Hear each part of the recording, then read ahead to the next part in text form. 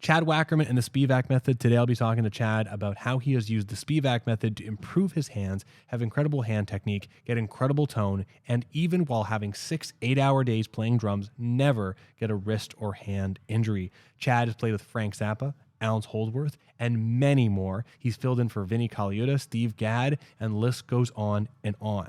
If you're someone who's interested in learning more about how you can stay active and use their hands, you have to check out this episode. Before we jump in, if you're a drummer and you want to stay strong forever and you're thinking, how can I maintain my body and keep doing what I love? The Drum Forever Fitness Program at drummechanics.com is a very affordable, progressive bodyweight dumbbell elastic band program to give you all the tools you need to work on muscles that drummers need so you can keep doing what you want to do. Use the code DRUM50 to get 50% off your first month. But without further ado, here's Chad. Chad Wackerman, thank you so much for being here today. Really appreciate it. One thing we were talking about before the episode is you were just talking a little bit about your knowledge and experience with the Spivack method, and I'm really excited to jump into that today. Sure. Just want to say thank you for inviting me here. It's a real pleasure. I've been really enjoying your posts on Instagram, and I think it's incredibly important what your knowledge you're bringing to people, because it's stuff that drum teachers don't know about. And it's all a lot of stuff has been a mystery. So I was young when I took from Murray Spivack. He was the hand guru in Los Angeles. I mean, you can look up his history. He had a fascinating life. Originally from Russia, moved to New York. Started early in the 1930s as a drummer, very successful drummer and mallet player, percussionist.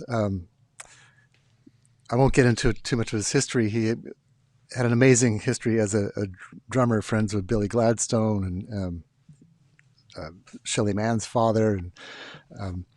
But anyway, as a teacher, many years, he had a film career as well. He was a sound engineer for film, a very, very important sound engineer. He created a lot of things that people still use these days in his innovative techniques that he used. But yeah, as a drum teacher, it was all about fundamentals and getting the biggest effect from the least amount of effort. And it was incredibly focused. It was not on the drum set. It was on a practice pad for most of the lessons. Maybe the last few lessons we approached the snare drum, but it was just incredibly focused. And I credit him for creating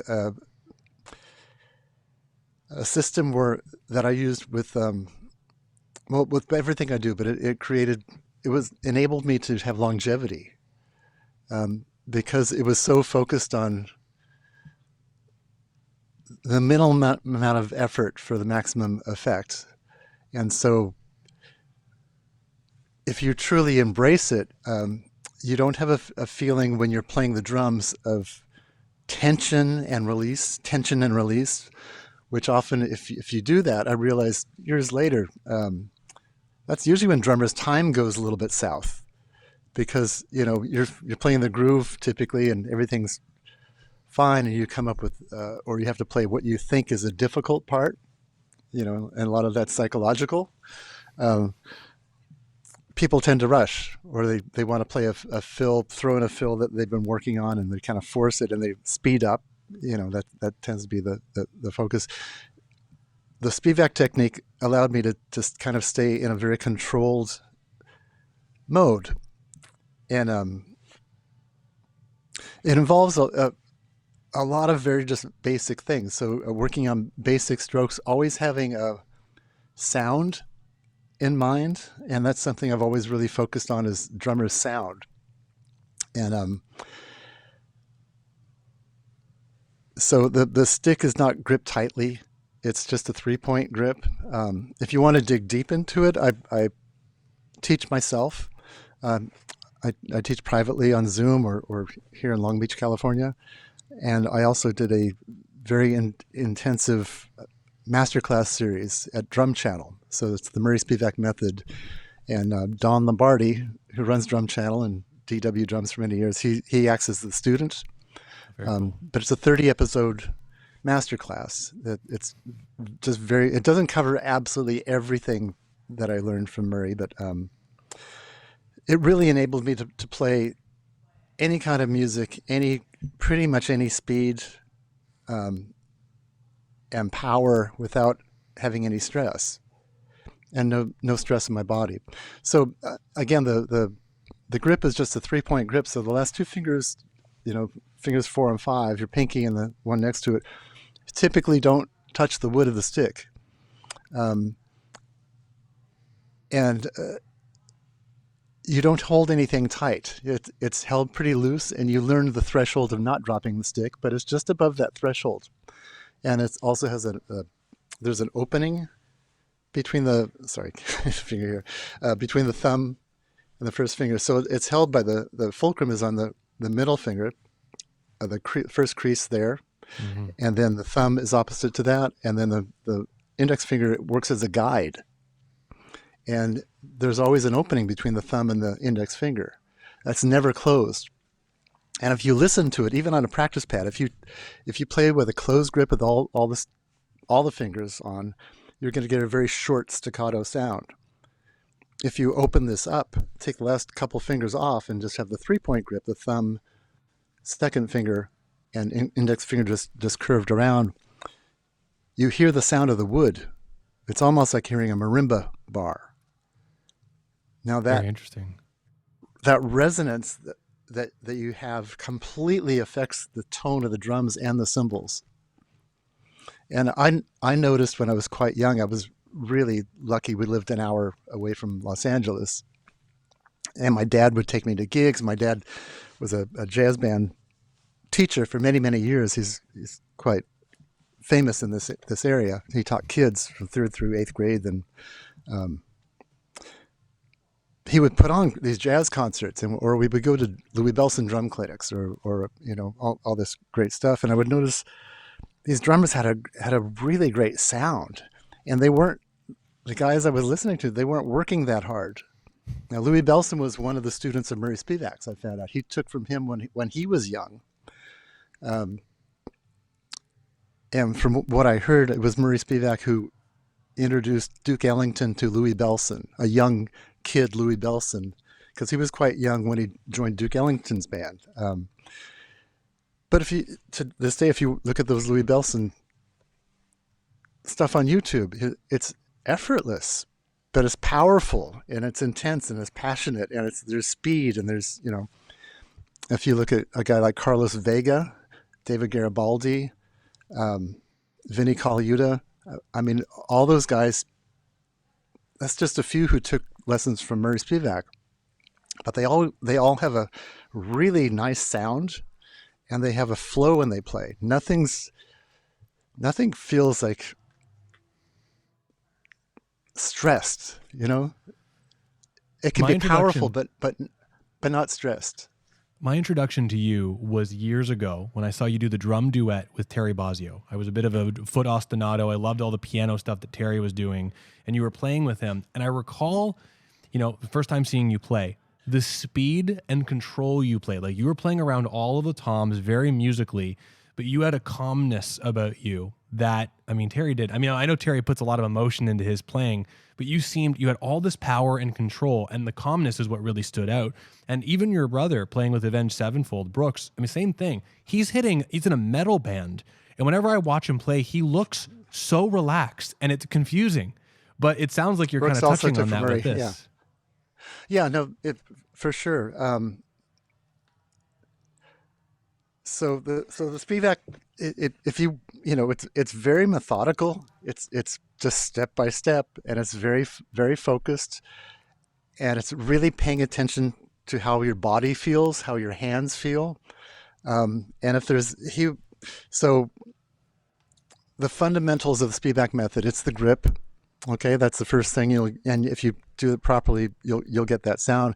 Then he teaches you a downstroke and an upstroke, which is basically like a molar downstroke and upstroke, but it's much more. So no, it doesn't involve finger control. There's never any throwing out of the fingers, okay. and back in. That's not involved. he showed us finger control the last couple lessons of a 2-year process. Um, so it's basically relaxed wrist strokes, okay, and then a downstroke and an upstroke, but it's much smaller than the traditional molar method, which is quite large. Mm-hmm. Big arm movements. So it's that then the elements of drumming would be wrist strokes, could be single strokes or double, but they're they're relaxed wrist strokes. They're not tight. Then rebounds, and so many drummers today don't use rebounds. A lot of the old jazz drummers use tons of rebounds, and that's just throwing the stick and letting it play extra notes from one throw. Mm-hmm. So if you're playing an open roll, you just have one wrist and one bounce. If you want to play a closed roll, the way he taught that was in triplets, one wrist and two bounces. So, and you build that up. So wrist strokes, rebounds, flam, a closed roll.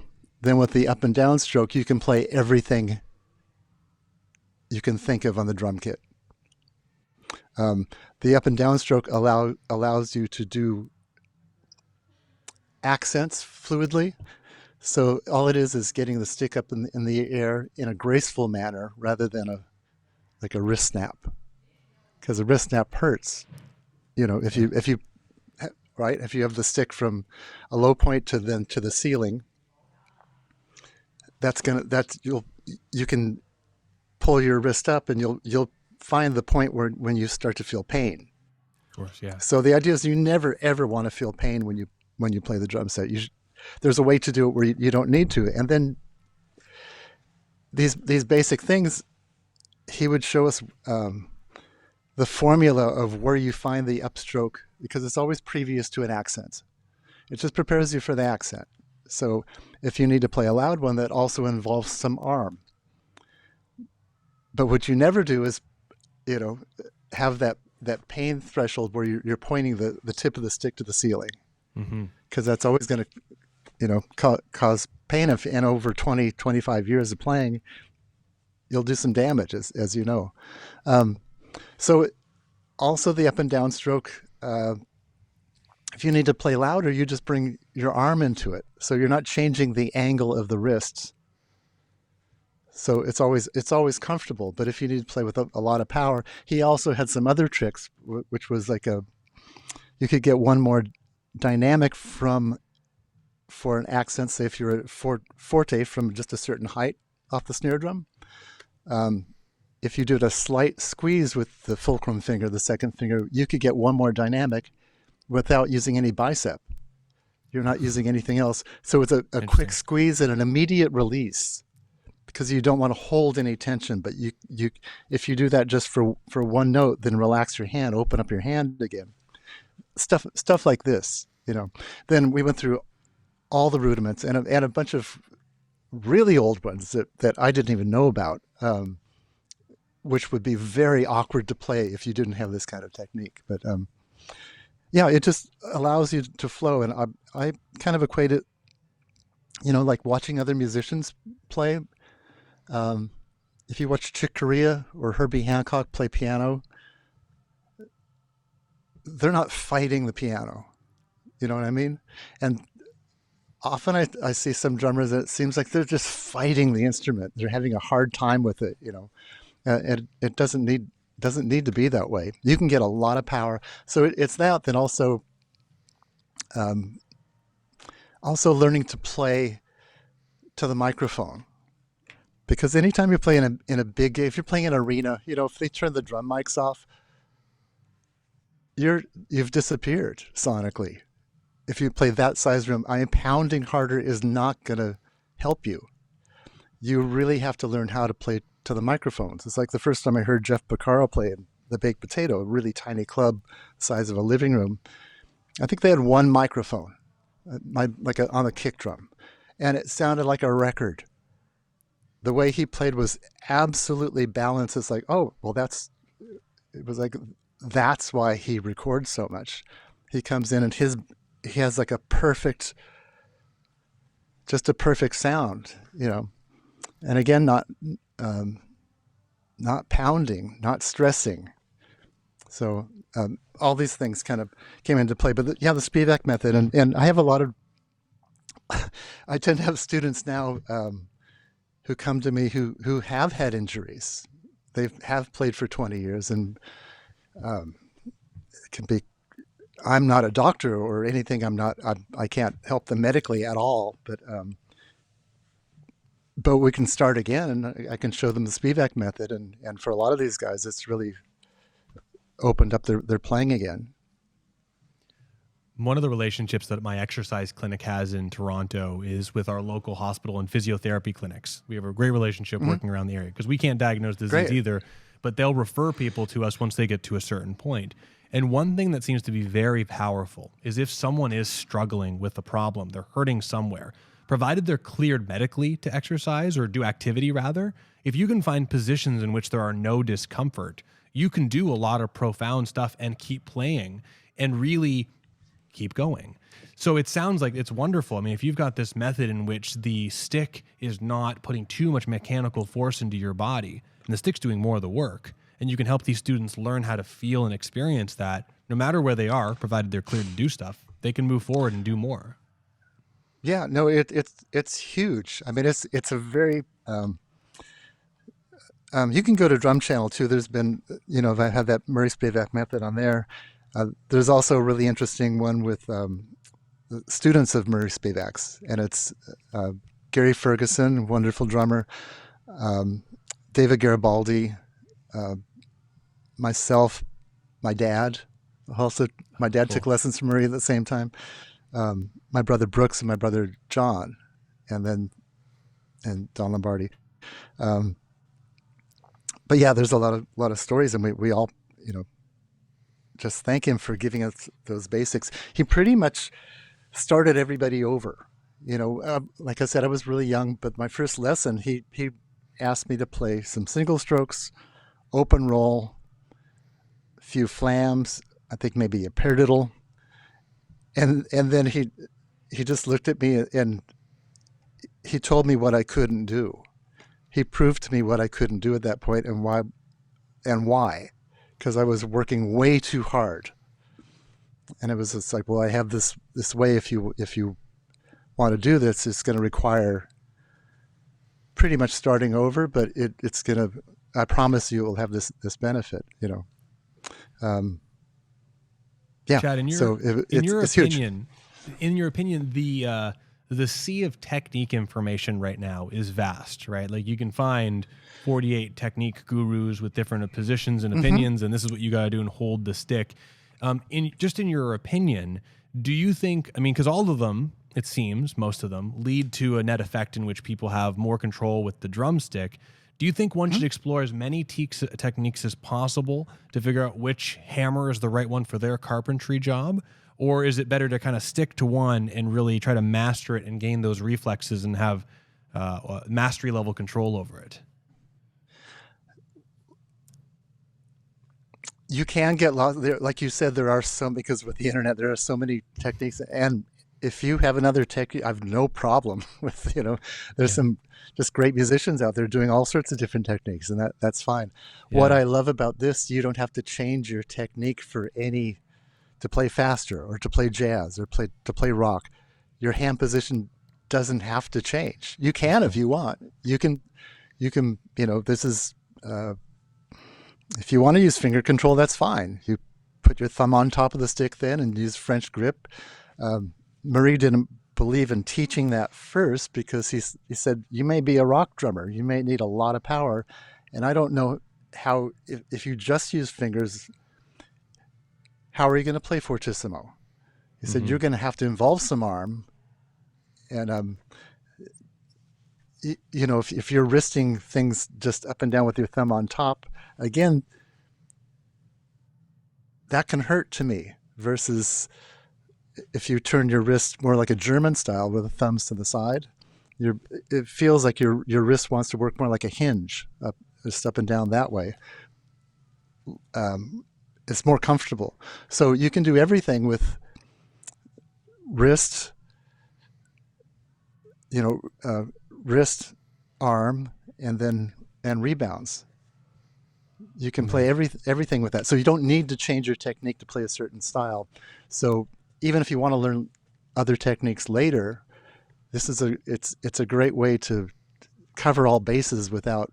If you need to play pianissimo, this works great. If you need to play fortissimo, it still works. You just involve a little bit more arm. You know, the playing floor was always just above the rim shot. That's where your arms would be. And he Mm-hmm. was, first it would be, just, put your arms down, get comfortable. Okay. Now just put your arms up.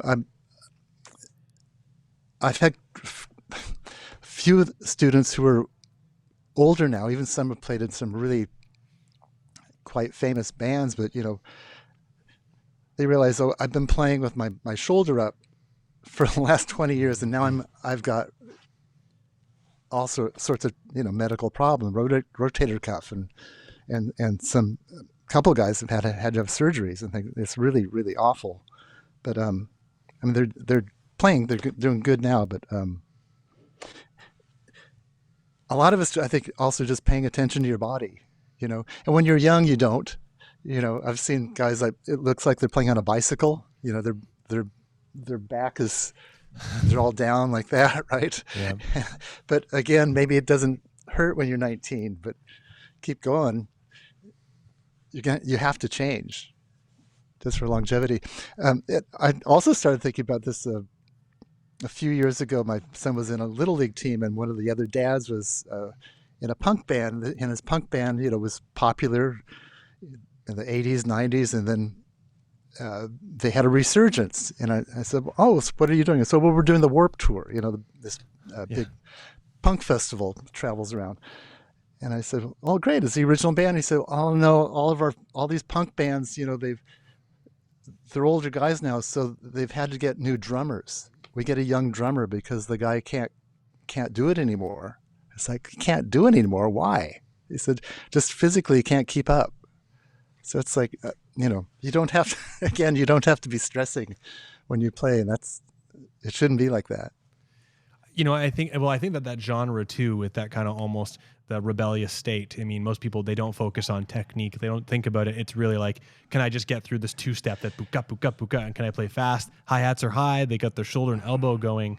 I mean, much like Mm-hmm. you, I think we spoke about it the first time we spoke. I have several professional drummers I've worked with that have also had major shoulder issues. And it's really not, in that case, it's just they got cymbals like way over here and they're playing from the shoulder and the elbow, and it looks cool, very Right. dynamic for an audience. But the positionings from what it does to the rotator cuff, puts the shoulder in a closed pack position. The risk is really, really quite high. So it's a Right. shame to hear. I mean, you should fill in because you've got all the technique to play in the punk rock band. Well, another guy who's obviously very successful, student of Murray's, is Josh Freese. He took from Murray as Okay. well. So, and I mean, So that Josh brings plays up, with a lot of force, but so I think one of the other things too is what you can think about, because I was able to see a lot of recording drummers and kind of learn how to play to the microphone, because even when you get a sound check, right? If you're one of the things is if you're hitting rim shots over your head for your sound check, the sound engineer is going to he just cares about distortion. He does not want any microphone to distort. So that's where he sets his gain level at your maximum. So if you think you're going to play any grace notes or ghost notes, and they're going to be heard, if your backbeat is like 20 dB hotter than your grace notes, they just disappear. You're only going to hear the backbeat. So that's one thing. Like even the bass drum, your bass drum foot, you can. I never play the bass drum loud. I'm never feeling pressure when I hit the bass drum. And when I was younger, I played a two-headed bass drum, pretty open, so you can't stick the beater and leave it on the head. It sounds awful if you have a two-headed drum like that. So I've always played off the head, but then later in recording, I realized that if you smash the beater into the head, you're raising the pitch of that bass drum. mm, You can do the same thing on the tom. If you hit a stick on the tom and leave it there, boom, versus playing it off. Um, you're getting a really round sound if you play off. It's almost like hitting a timpani, right? If you smash it in the middle, it's going to be a very, very short staccato sound. If you play with not as much force going down and kind of pull what they call pulling the tone out of the drum. Yeah. The kit works the same way. Bass drum works the same way. If there's one microphone on the kit, they're going to put in the bass drum. So you don't need to pound the bass drum. You don't need to beat yourself up. You should use that. And again, I was lucky to see Carlos Vega and Jeff Beccaro and all these great guys who recorded, who just got a really big sound. Because there's a misconception that the harder you hit, the bigger sound. It's actually not true to the microphone. If you really smash, play with a ton of effort, even on toms, everything, tom, snare, you get more attack, but it takes the bottom end away. Right. So because the focus, and I found out this one in the 80s when I started sampling. I sampled my own drums and stuff and doing different velocities, and I realized if you really muscle it, you listen back to the playback, it sounds smaller, it sounds thinner, versus maybe 20%.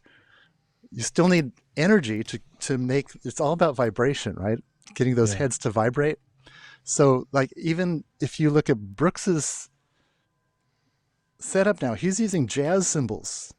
He's using thin cymbals because it doesn't, if you're using really thick metal cymbals that are really heavy, you're going to need to muscle it to get it to vibrate to a sound where it sounds fiery and exciting, right? So the thinner cymbals, that's why I've always used single ply drum heads too. You don't need that much effort to make the thing vibrate. And when it vibrates to the microphone, it sounds exciting and big. If you have a bunch of tape on stuff or playing double really thick heads, you're not getting much vibration. So guys tend to play harder to try to get that excitement sound. So there's these tricks. If you really listen and play to the sound, there is a threshold where you can overdo it. And that's true on every instrument. Like if you hit a guitar really loud, really hard, it goes out of tune really quickly. It's really hard to play in tune. If you bang on a piano too hard, it doesn't sound musical. I think drums is the same thing. Absolutely. Now you mentioned the bass drum. I think I get a ton of questions about bass drum technique and people getting injuries from playing the bass drum. People are kind of they're learning more about hands. But I think when you're talking about people smashing, the bass drum is an instrument that gets more smashing and hard hitting than any other because many are playing 2-ply heads and they have a really, really, really low tune. So there's absolutely almost no rebound coming back. Therefore, the only way to get a sound that doesn't sound like a garbage bag is to actually strike it and you just get all the attack. With the Spivack method, you mentioned some very specific characteristics to make the instrument and the sticks work for you rather than forcing your body to do the thing. And you can do all. Is there a way to translate that to the bass drum, in your opinion, while still maintaining control? Because unfortunately, the foot doesn't operate in the same finesse as the hands and fingers do, unfortunately. Right. So I don't want to feel any tension in my body. And one of the things that setting up the bass drum pedal is one thing. I don't have a lot of tension on it. The spring is pretty loose, probably much looser than most rock drummers. Again, because I don't need a big throw to hit it super hard.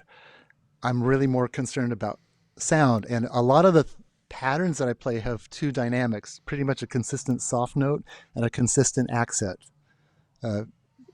Because a lot of funk patterns, rock patterns, samba, Latin patterns always have those kind of, a lot of patterns have those kind of heartbeat, dum, dum, boom, and that's how you make things groove, is to feel a certain way rather than always having one dynamic, slamming it.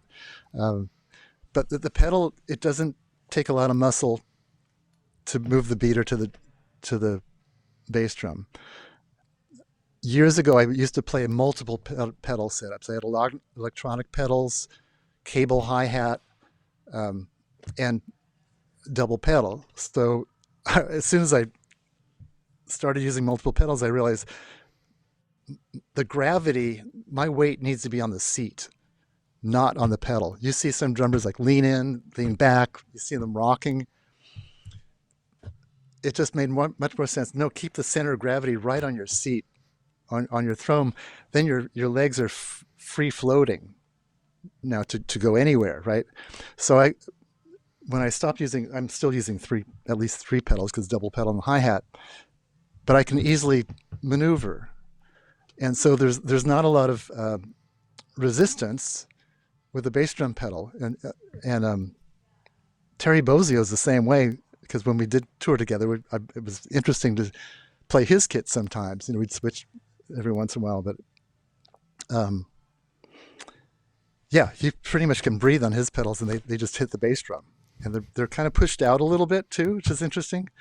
I mean, everybody's different with their leg dimensions and stuff, so you need to, as you know. But again, I don't want to feel tension in my hands. I don't want to feel tension anywhere in my body. So that includes feet and legs. For playing faster things, I do play heel up, but it's just, if you look at it, it doesn't even look like it's heel up. It's just a little, maybe a half inch above the footboard. So again, I'm trying to do minimal. Some guys are great at sliding up and down. I don't do that. I was never able to do that. And again, it seemed like a lot of motion. Yep. Yeah. I mean, and granted, hey, some guys are amazing at that. I'll play more double pedal stuff, but my right foot is pretty quick. But again, it doesn't, it's easy to play on the loose pedal for sure. You mentioned something about sitting in the middle of the drum throne, and you just might find this interesting. And then I have a question that I want to come back to. I was speaking with someone at Gibraltar Hardware, and they were just asking me about drum thrones and my opinions and like how people should sit. And he's like, I want to play double bass, but I'm experiencing I feel like I'm falling over the drum set. I said, well, what kind of drum throne are you playing? He said, well, I'm playing a tractor drum throne. I said, well, you're at the Gibraltar. Do you have one of those flat drum thrones? He said, yeah. So great. So he sits on the tractor drum throne. I said, can you lift your feet off the ground, put your feet underneath the drum throne, and just sit up erect without your feet touching the ground at all? And every time, and his feet were right underneath his bum, so everything physics-wise was right underneath where it should be. And every time he would physically fall forward and almost fall right on the drums. And I said, okay, if you're playing double bass, would you want all that physics going through your feet, especially if you're trying to do anything that's moderately quick? No, I said, get a flat drum throne. So he gets the flat drum throne. Exact same exercise. Sits up perfectly tall with his feet off the ground, and no problem. I said, well, you already have your answer then. It's not really a preference of do you like tractor or flat? Right. Is what kind of support do you need to do the thing that you want to do? Terry, you, Marco Miniman, all those multi-pedal orchestrations, Thomas Lang, you need to sit in the middle, because if you're going to go out 6 pedals to the left and 2 to the right and come back and forth, you can't be sitting on the edge because you'll fall. And it's just going to be way more resistance to do anything, and your strokes and your sound is just going to be lost. Yeah, for sure. So I think just with setups, I mean, the way I still do this today, but because sometimes you're having a rental kit, you're in Europe, wherever you are, mystery drums, I set up everything, then I close my eyes and I just play everything. I play the ride cymbal. Okay, where's the bell with my eyes closed? Where's the it? Getting all the sounds I want. And if it's not right there, I'm adjusting that way. It's a really quick way to figure it out. Is the crash cymbal there? No, I'm missing it. Okay, why? It's okay. This is that kind of stuff. There was a thing in the 80s too with people using really high cymbals, and some of that was with recording drummers because they wanted to get the cymbals out of the tom mics. Right. And often you have these sometimes really large, sometimes Neumann tom mics, or they're super expensive, or even like Sennheiser 421s, they're big mics. And even if you look at those Jeff Porcaro videos, his cymbals are out of the way of the tom mics. That was kind of the reason. Right. Yeah. But these days you see guys kind of lowering things more, I think. Yeah, it's coming along. And I mean, I think the eyes closed test is a great one, because if you close your eyes, and you can't hit the thing you want to hit without effort. I mean, you have to put too much effort in. It just doesn't make any sense. One question I had for you around all of this, because you've done a really great job of talking about the practical application for the Spivack method. You're someone who's done it, right? Like you've really had a really incredible career. You've toured with a lot of incredible musicians, but you've done the touring thing, which means you're playing late nights. I've been in tour buses and things like that. And I have seen that there are many musicians that have fantastic technique, fantastic posture, but I mean, just the physiology of fatigue. When you're tired, either your central nervous system's tired, your body experiences some fatigue. The net effect of that with technique and performance does change things. I'm just wondering, could you speak to when you were touring, when you were busy, how did the Spivack method hold up with your touring schedule? And did you run into any hurdles along the way with that? Nothing physically. And I really, thank Murray for that, and probably also having the, just being aware of if something doesn't feel right, let's figure out, is it a positional thing with the kid? What am I doing? No, luckily I haven't had any issues with that. And when I was young, I was playing with Frank Zappa, and that was we were doing 8-hour rehearsals a day, 5 to 6 days a week for 3 months before the first tour. And then the first tour was 70 gigs with very few days off. And sound checks were basically recording sessions. Sound checks would be 2-3 hour sound checks. And then you eat dinner at the gig, and then you have the 2.5 hour show every night. And even the rehearsals, nobody could take it easy. You couldn't play half volume or do anything halfway. He was, even at the rehearsals, the recording truck is there. And I think that was one thing that also helped me too, because there's no difference from live and recording. When I was with Frank, every sound check, almost not every sound check, but quite a lot of them, and every gig was recorded to make future live albums. And some of them, he didn't even say they were live, but sometimes you have half the side of a record was live, the other half was studio. You couldn't tell because there was so much isolation. They had a lot of tricks for that. Wow. So he tired. said, look, we're recording, so strive for tone. Even though we're playing live every night, and especially in Europe, we play huge soccer stadiums, like huge arenas and stuff. But he said, no, you have to think everything's recorded. And sure enough, we get back home, and he and the engineers, he had 2 engineers, they would go through every performance and they would adjudicate it, so, and then he would do edits to make perfect performances out of this thing. So, I mean, every drum track was isolated, of course. That's what you do in recording. So I took away the concept of I do this for live, I do this for recording. It's all for recording. So and that made me maybe be really aware of not getting tired. I think not like I think we all have a threshold, which we know. Okay, if I keep on going at this level, I've got 8 more tunes to play. This is not going. I can't maintain this. But maybe if I play 10% less forceful, I can get through this, but still have the same energy that the music needs.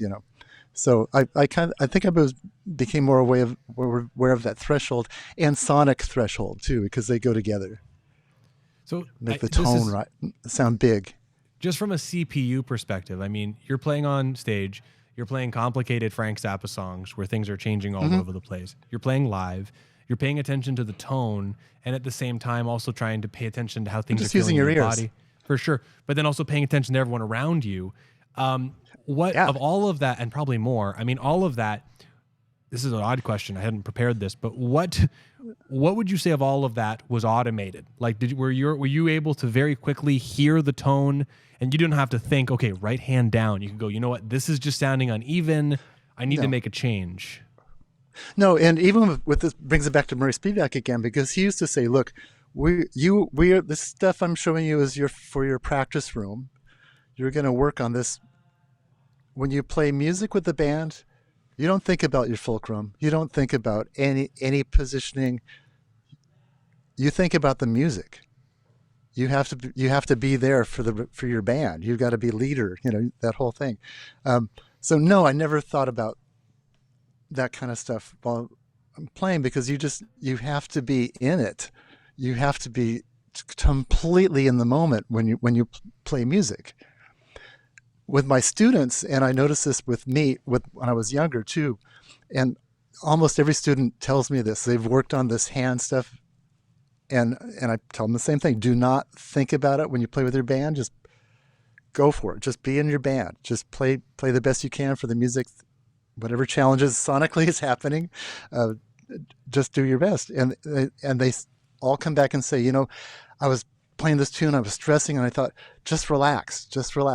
And then they noticed they were going back to what they were doing in the practice room, and everything became easy again. So eventually you get to that point where you're in a state,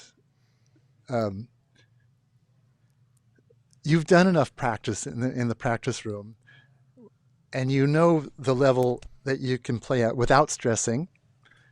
And if you bring that feeling to the stage, then it's really easy, because again, you don't have that feeling of stress and then release, stress and release. This one's really hard, this one's easy, or this part's hard.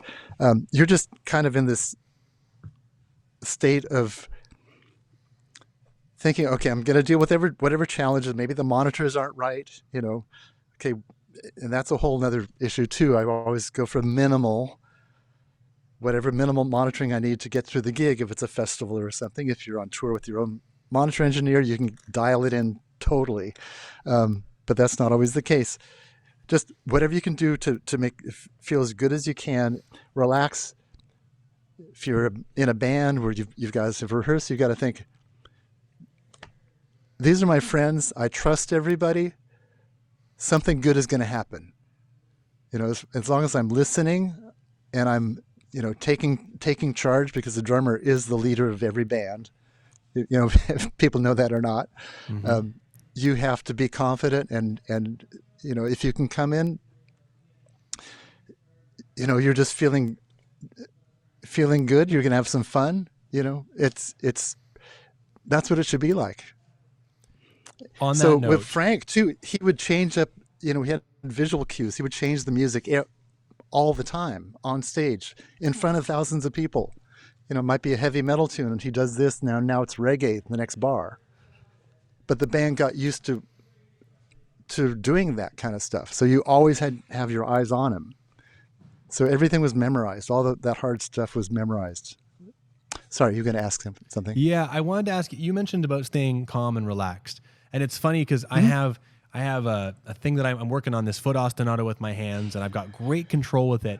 And once I start pushing the tempo, my feet are good, and I go, okay, I'm going to switch to this 3/4 thing, where I'm going to count 3 over the 4 pulse. And it's just at this certain tempo, it's a little hard for me. And the second I start thinking about it, my feet start making a mistake. I haven't even started yet, and I can just feel my body change. And it's such an interesting experience because I haven't even done the thing. It's just I'm preparing for the thing.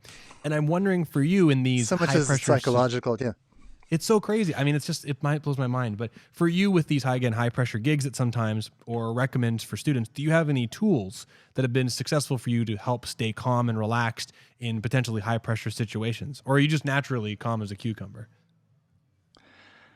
No, I've been in all sorts of situations where things are, I've played in a riot. I've all sorts of stressful things.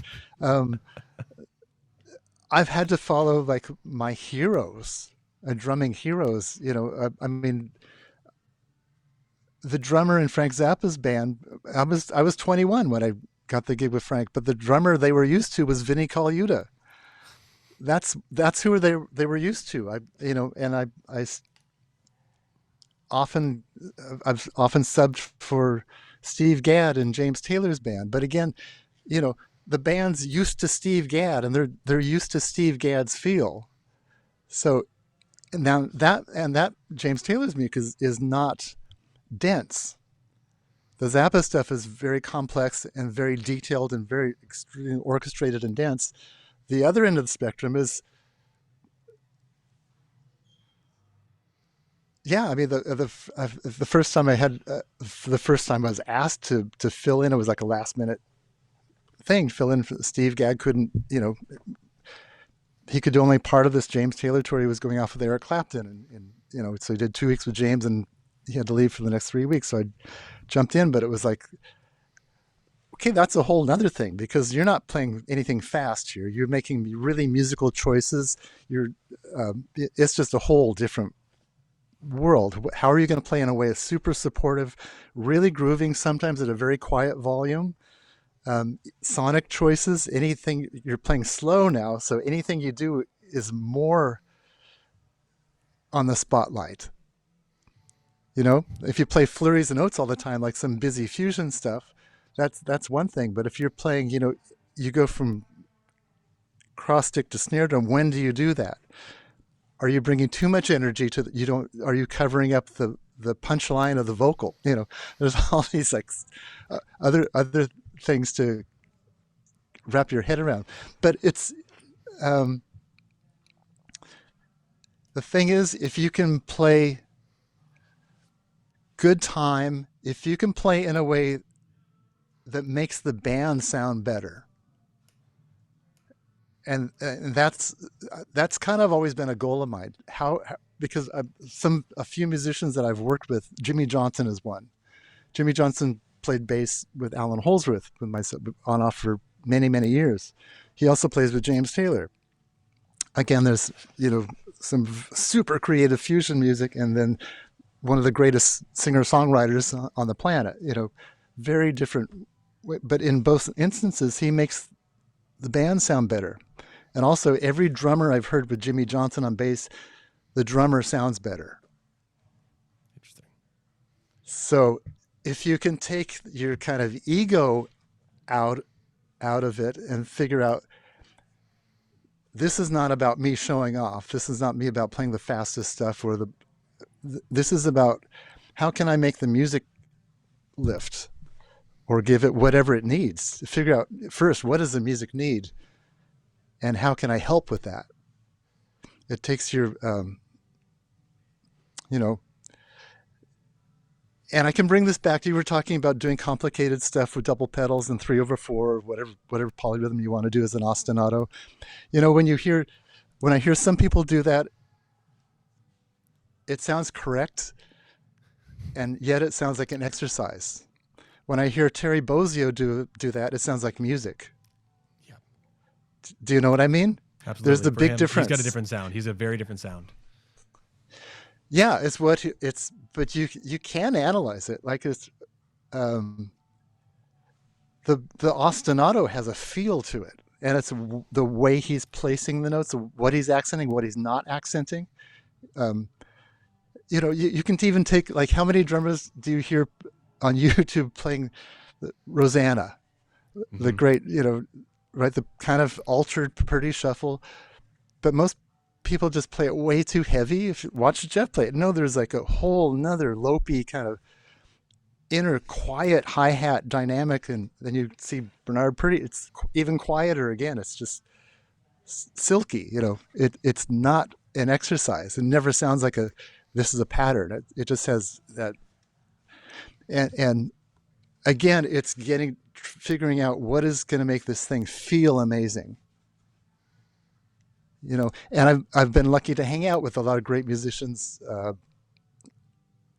where they think in a really fundamental way. Like sometimes, if you play a groove, you change one accent in a groove, it changes the whole tune. Of course, yeah. And I'm talking about like the masters. That's the kind of stuff they're concerned with.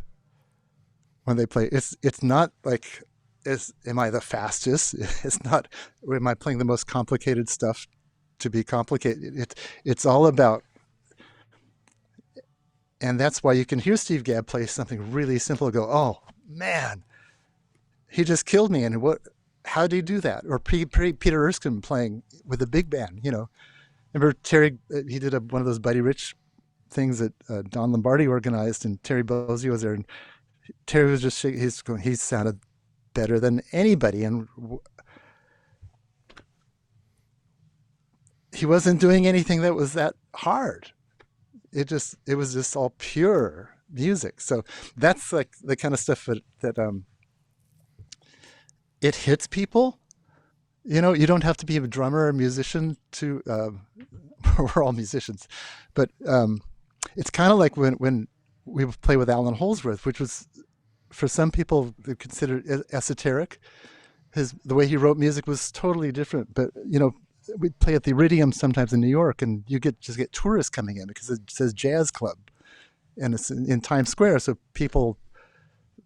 And it meant so much more to Alan if somebody came in, and often they say, look, I've never heard jazz before, but I don't know what you guys were doing, but wow, it was amazing.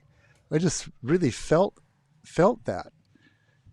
That meant so much more to him than the guitar player coming up thinking, how do you get the stretch from the D minor to the, you know, the technical stuff? So it's interesting. Yeah. I really like that side of it. And the more great musicians that I meet, that's the kind of stuff they're concerned with. How, you know, Coming full circle from when we started, I mean, what's very interesting is it sounds like that the exploration of the Spivack method and everything that you turned and spent many years exploring has helped you learn a lot more about how to create a great sound, which is translated to a great recording performance, a live performance, but ultimately preserving your body. And coming back to this musician part we're talking right now, I mean, if you have that control and the intricacies, pardon me, and that dynamic awareness with your ear, you're not going to get injured. You're going to sound better, and you're going to have a better career. Yeah, and also the whole concept of Murray had this, you know, everything was, they were exercises for sure. But he always said, look, the faster you play, the more relaxed you need to be. And he would not allow you, everything was, we had tempos and we had a clock. We had to play certain things amount of time, but it was all, no, your hands aren't ready to go to the next tempo yet. Because you're putting a little bit of strain in there. So let's move it back, you know, even on single strokes, things like that, roll strokes. Amazing. So eventually you can get to this point where you, so you just have a music is easy, right? And I think that's the point where we all want to get to, where the process becomes, your technique is at a level where you don't have to think about technique. So, because a lot of us have really great ideas in our head, right?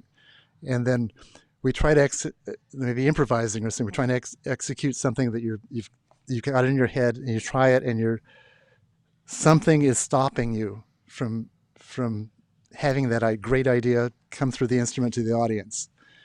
And it's almost always technique. You're probably tightening up something, or you're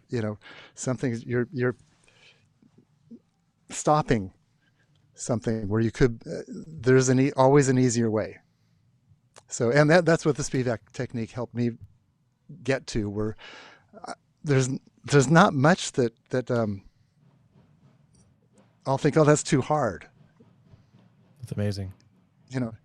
So, but it's, if I am struggling with something, I'll really isolate it. Okay, well, why is that? Why am I?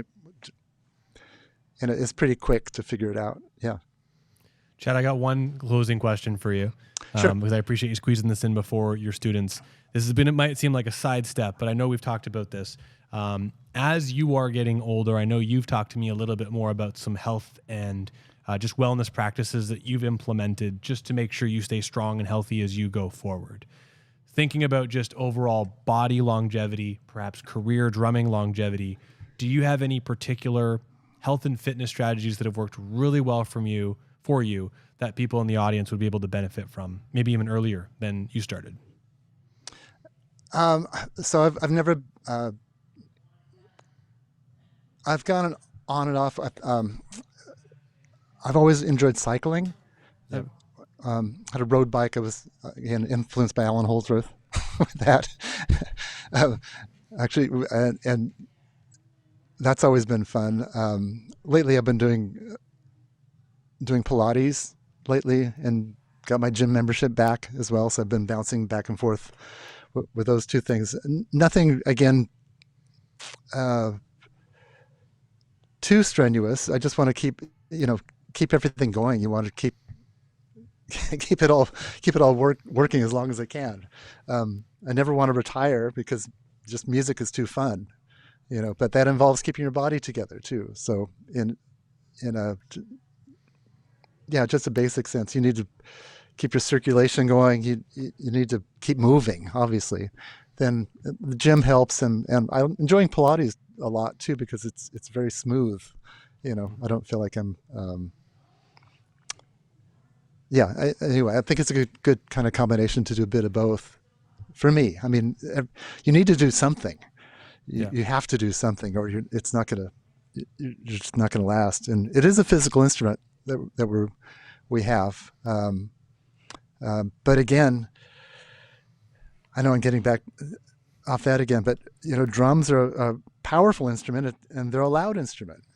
Maybe one other thing I might say, which helps me with the PowerPoint, and it's a separate issue, is the stick I play is fairly heavy. It's like a 5B kind of weight. It's my own signature stick, and that really helps with throwing the stick and getting a lot of use out of the faster things. I find it more stressful when I'm using a thinner stick, but that's just me. Anyway, but yeah, you need to do something, physically. You have to, otherwise you're not going to have the longevity for sure. And I mean, you know much more about that part of it for sure. In the fitness triangle, you need to do something for maintaining your strength, your mobility, and your cardiovascular health. Like, that's really physically. And you're doing all three between the Pilates, the resistance training at the gym, and the cycling or cardio. So you've got it covered, Chad. That's great. I hope so. I'm going to go as long as I can. That's for sure. Chad, listen, I wanted to say thank you so much for sharing your wisdom around the Spivack method. You mentioned a few different sources. People can go to Drum Channel and check out that extensive, 30 course video. That just sounds incredible. I'd love to check it out. But thank you so much for your time, your wisdom. I really appreciate you, and you've got a world of knowledge and experience. That's great, and I really appreciate what you're giving to all the drummers out in the community, because it is stuff that a lot of it's not been talked about. So it's a great benefit we have having you here. So thank you. I appreciate it, Chad. Anyway, thank you so much. Have a great day.